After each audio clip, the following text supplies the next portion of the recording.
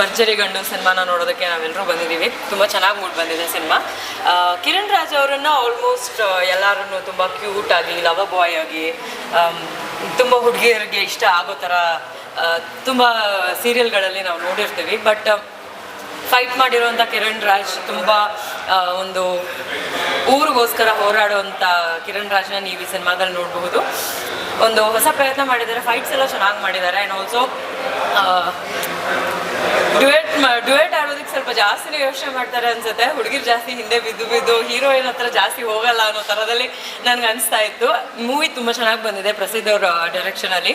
And Surekha ಮತ್ತು ರಾಕೇಶ್ ಅವರು they both are new entry to the cinema. ತುಂಬ ಚೆನ್ನಾಗಿ ಮಾಡಿದ್ದಾರೆ, ಫಸ್ಟ್ ಟೈಮ್ ಆ್ಯಕ್ಟ್ ಮಾಡಿರೋದು ಅಂತ ಅನ್ನಿಸ್ತಾ ಇಲ್ಲ. Overall it's a good movie. ಎಲ್ಲರೂ ಥಿಯೇಟ್ರಿಗೆ ಬಂದು ಸಿನಿಮಾನ ನೋಡಿ. And all the very best to the whole team.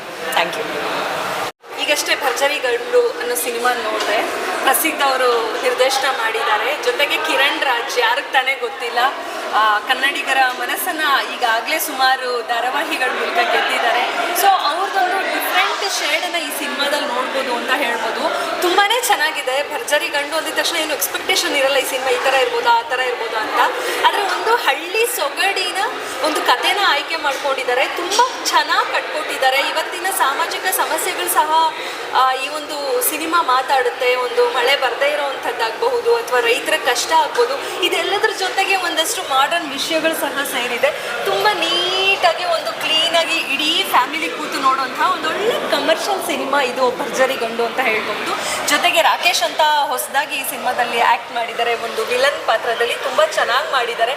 So ಹೊಸಬರು ಜೊತೆಗೆ ಹಳುಬರು ಎರಡೂ ಸೇರಿ ಈ ಒಂದು ಸಿನಿಮಾ ತುಂಬ ಕ್ಲೀನಾಗಿ ಚೊಕ್ಕಟ್ಟಾಗಿ ಆಗಿದೆ ಅಂತ ಹೇಳ್ಬೋದು. ಇನ್ನೊಂದು ಈ ಸಿನಿಮಾದ ವಿಶೇಷ ಏನು ಗೊತ್ತಾ, ಜನಪದ ಗೀತೆಗಳನ್ನ ಈ ಸಿನಿಮಾದಲ್ಲಿ ಬಳಸ್ಕೊಂಡಿದ್ದಾರೆ. ತುಂಬ ಚೆನ್ನಾಗಿ ಅನಿಸುತ್ತೆ, ಹೊಸ ರೀತಿ ಅಂತ ಅನಿಸುತ್ತೆ. ಸೊ ಜನಪದ ಗೀತೆಗಳನ್ನ ಹೊಸ ರೀತಿ ಕೇಳಬೇಕು ಅಂದರೆ ಈ ಸಿನಿಮಾದ ಹಾಡುಗಳನ್ನ ನೋಡಬಹುದು.